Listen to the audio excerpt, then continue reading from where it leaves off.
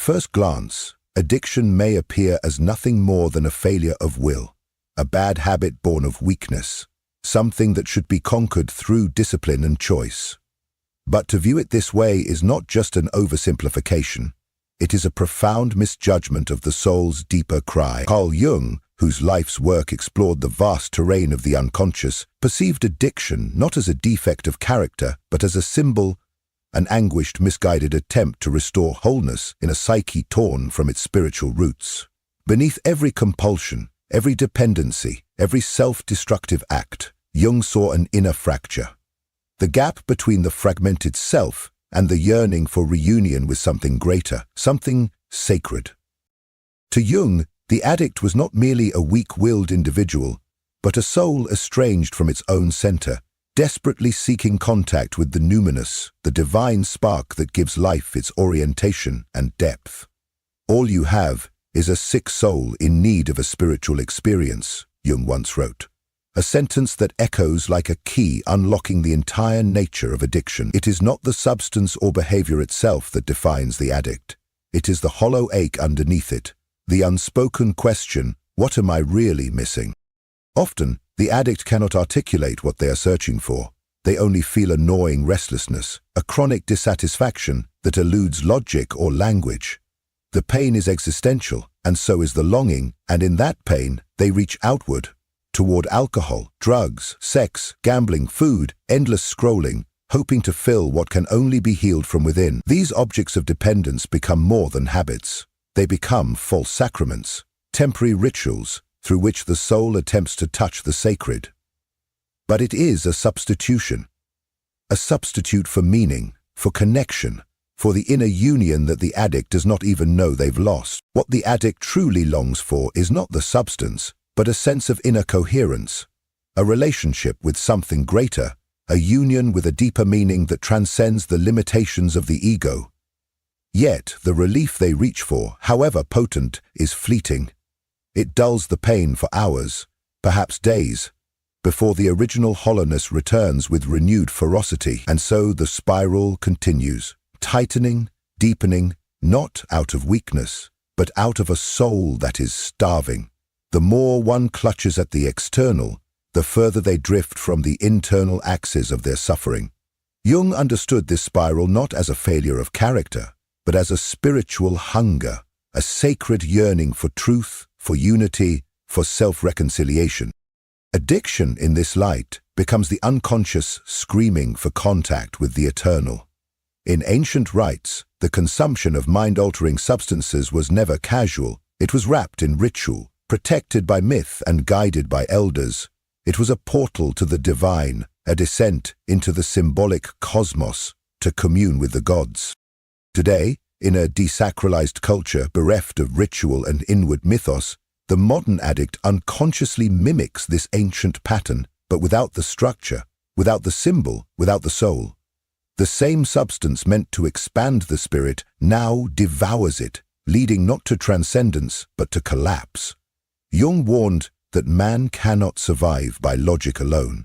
He requires symbols, living images of the divine, to orient his psyche. When these inner symbols decay, when myth dies and is not replaced, the soul begins to fragment. And in this fragmentation, addiction emerges not as a moral error, but as a failed ritual, a broken initiation, a misguided attempt to restore sacredness in a world that no longer speaks its language. And when the soul is wounded, it does not bleed outward, it bleeds inward, searching blindly for a salve in whatever form it can grasp. Addiction, then, is not merely a habit or a vice. It is a symbolic cry for healing, an unconscious rite performed in the dark, a desperate attempt to mend what the psyche itself can no longer bear. In this light, the addict is not a transgressor of will, but a seeker of wholeness. Clumsy, yes, but legitimate in their search for relief. This is precisely why Jung's work casts such a long shadow over the birth of recovery movements like Alcoholics Anonymous. When Bill Wilson reached out to Jung, it was not for a clinical formula, but for something far deeper, a key to the soul. And Jung, with characteristic clarity, responded, "The only true cure for addiction is a spiritual awakening, a profound inner transformation that reshapes the psychic landscape. Spiritus contra spirit, he wrote. Only spirit can conquer spirit. Not laws, not discipline, but the birth of meaning. Not suppression, but integration. From Jung's perspective, addiction is not a pathology to be eradicated. It is a message, a symptom of the soul's exile, a luminous signal flashing from the unconscious, calling the individual to descend, to look beneath the surface of symptoms and confront the deeper wound. And like all true crises, it carries within it the seed of metamorphosis. In this descent lies a potential, a sacred opportunity to reclaim what has been lost, not just abstain from a substance, but awaken to a forgotten self. Jung did not speak of curing the addict in the sterile sense of fixing a malfunction.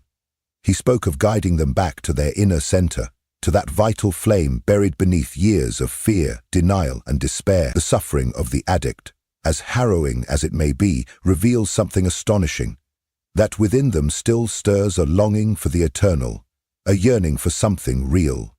Even if buried beneath guilt and confusion, that yearning is the ember of transformation.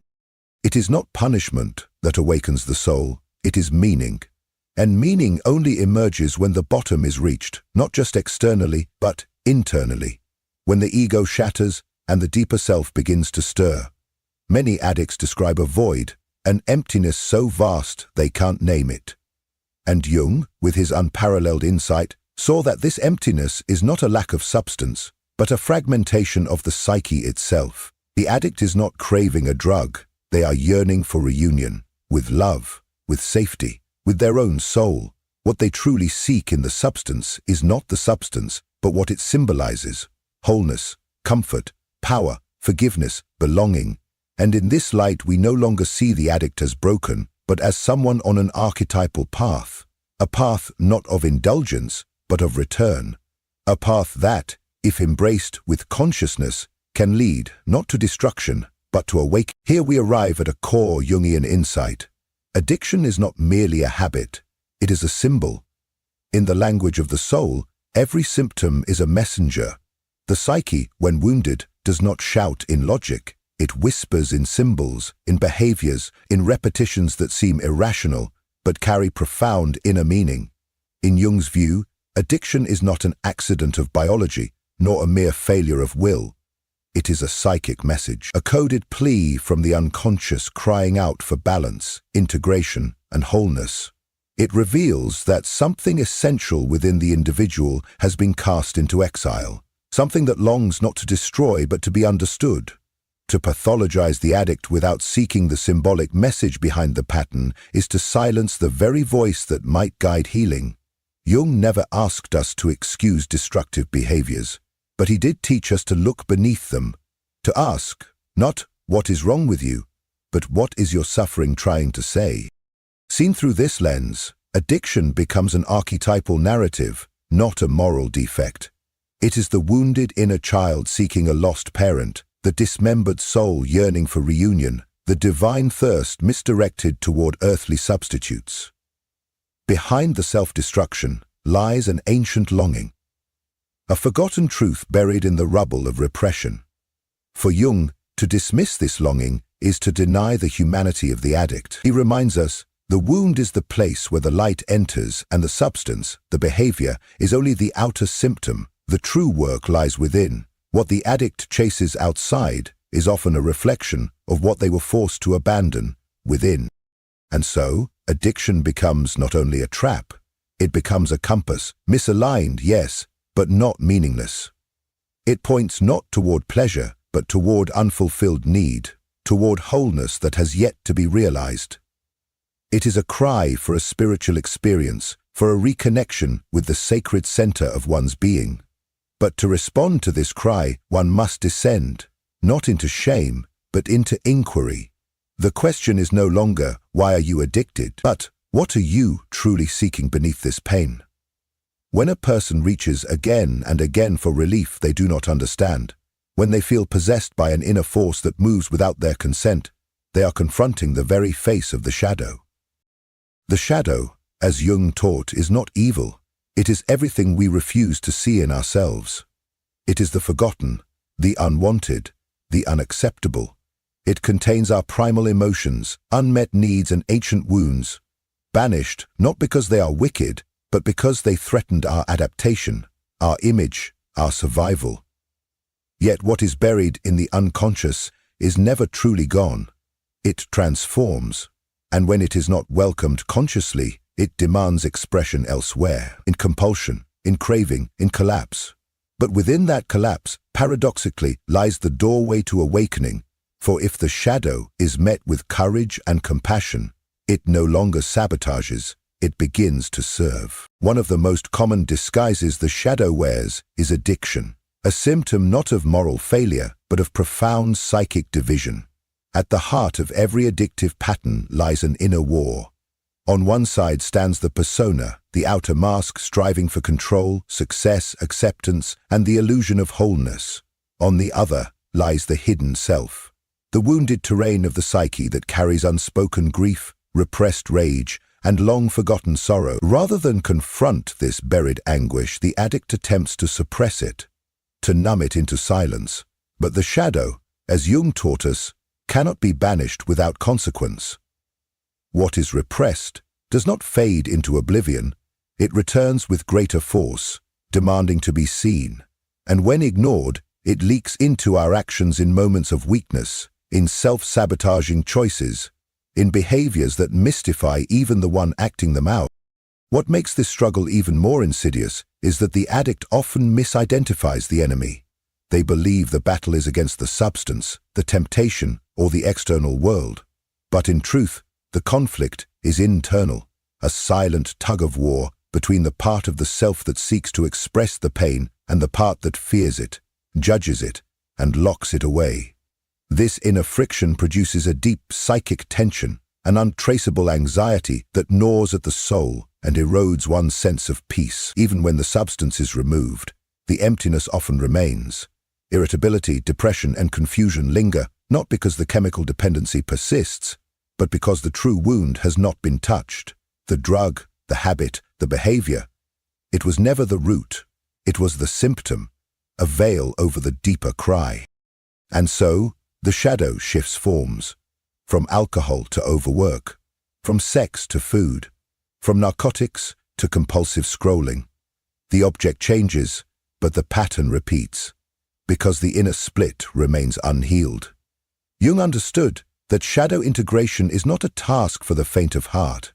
It demands courage, radical honesty, a willingness to peer into the mirror without distortion, to acknowledge those parts of the self that have been hidden, despised, or feared. It is not about blaming the outside world, nor about excusing harm, but about reclaiming authorship of one's life by bringing the unconscious into light. When a person begins this inner journey, they stop seeing addiction as a curse and begin to recognize it as a symbol, a messenger carrying urgent news from the depths of the soul. Something within needs attention. Something longs for understanding, not suppression. This perspective does not deny responsibility, it deepens it. Because true transformation is not achieved by fighting symptoms, but by illuminating their source. And when the shadow is brought into consciousness, it no longer rules from the dark. The individual is no longer its captive, but its student. In this act of turning inward, something profound occurs. The compulsion loosens its grip. The behavior that once held so much power begins to lose its sacred role as the only source of relief. And in its place, a more intimate, honest relationship with the self begins to emerge. One where destructive impulses are no longer commands, but signals. And in hearing them, the healing begins. In many instances, addiction is the echo of a past not yet digested by the conscious mind. Traumas of abandonment, wounds of humiliation, silent hours of emotional starvation. These do not simply fade. They sink beneath awareness into the realm of the unconscious, where they ferment quietly, accumulating psychic tension. The shadow becomes their keeper. Even when the mind forgets, the soul remembers. And so the addict drinks, smokes, injects, consumes, not merely to escape, but to anesthetize the soul's unwept grief. Repetition becomes ritual, not as a conscious rebellion, but as an unconscious prayer, an invocation for numbness over memory. Yet the more one flees the forgotten pain, the more power it gains. What is not integrated turns to projection. The unclaimed shadow begins to stain the world around us. Friends become threats. Love is mistrusted. Life is interpreted through a lens of suspicion.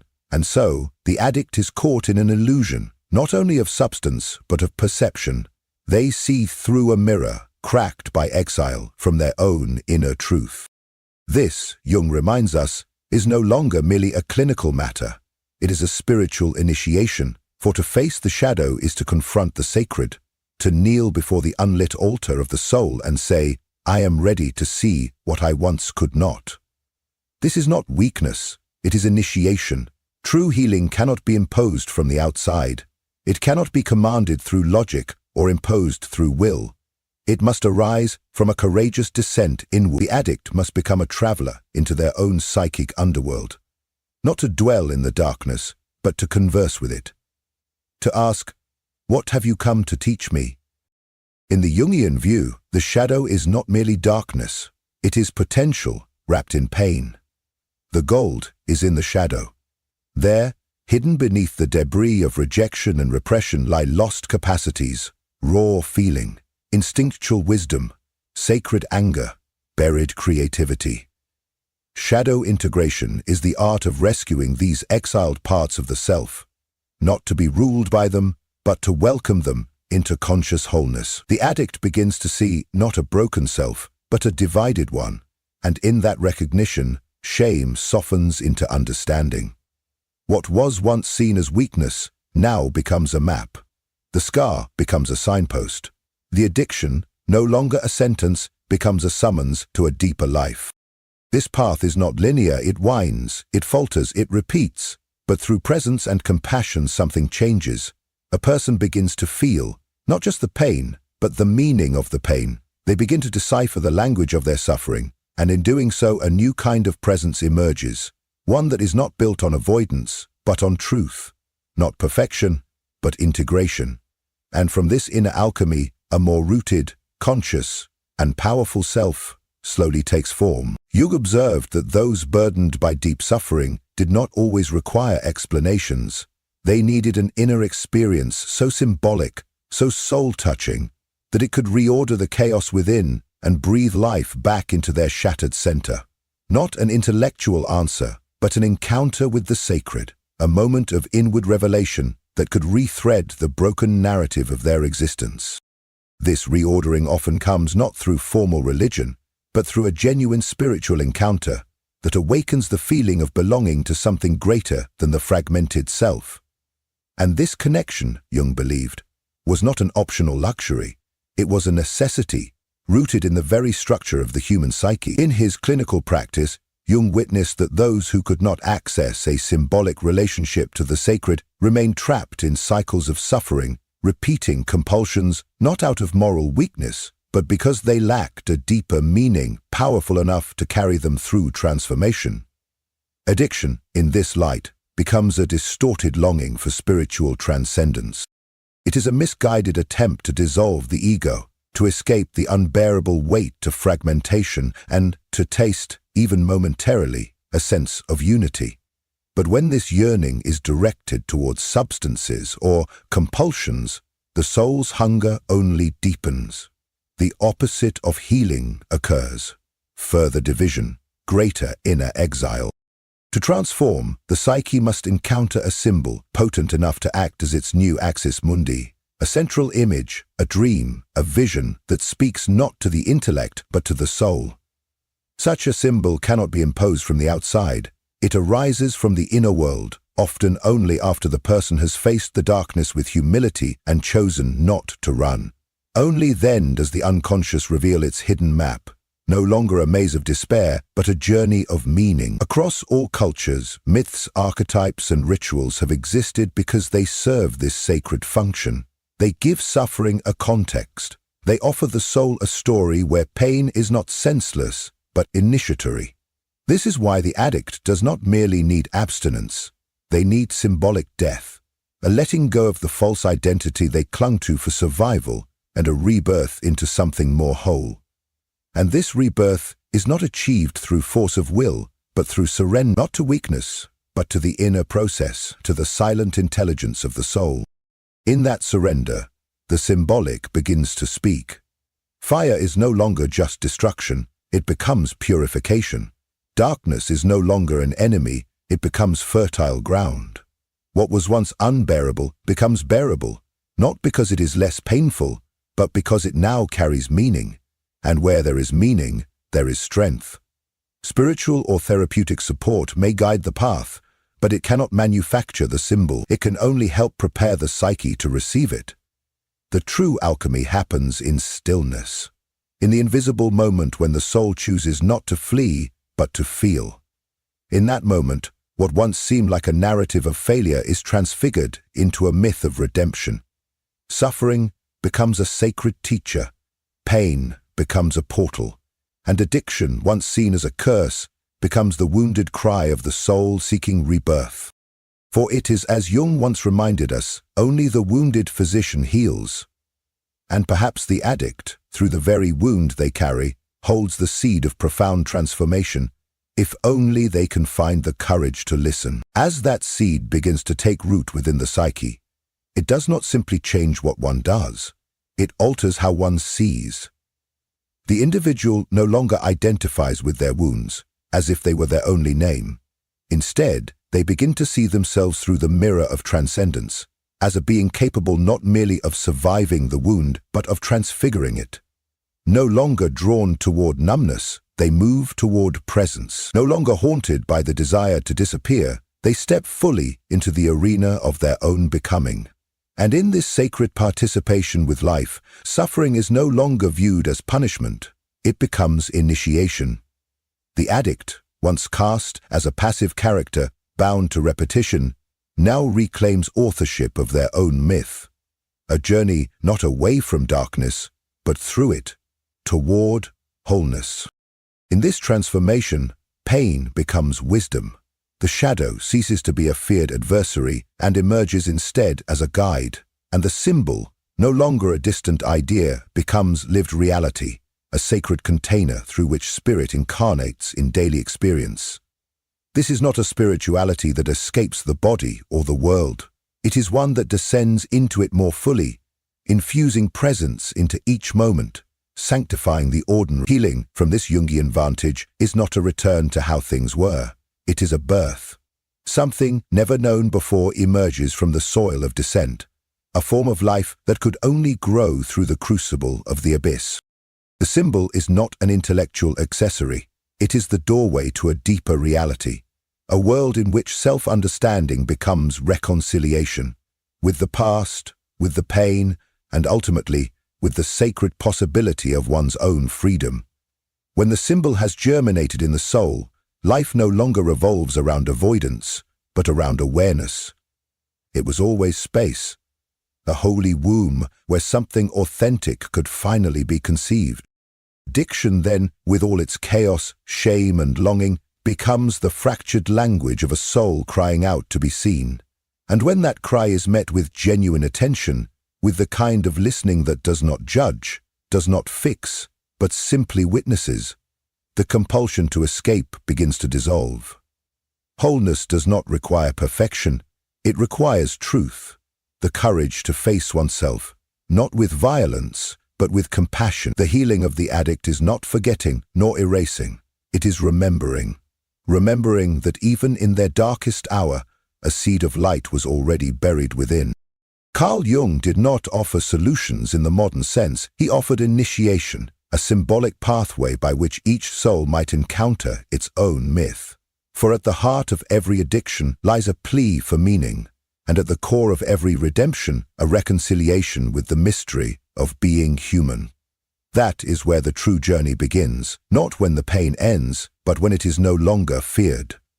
When the silence beneath suffering becomes the place where freedom at last begins to rise.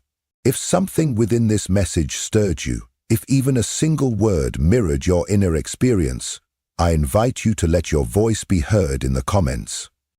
Have you encountered that soul whose presence feels like home, Or are you still walking the sacred path back to yourself? Your story, however unfinished, may become the lantern in someone else's darkness, the very sign they didn't know they were searching for.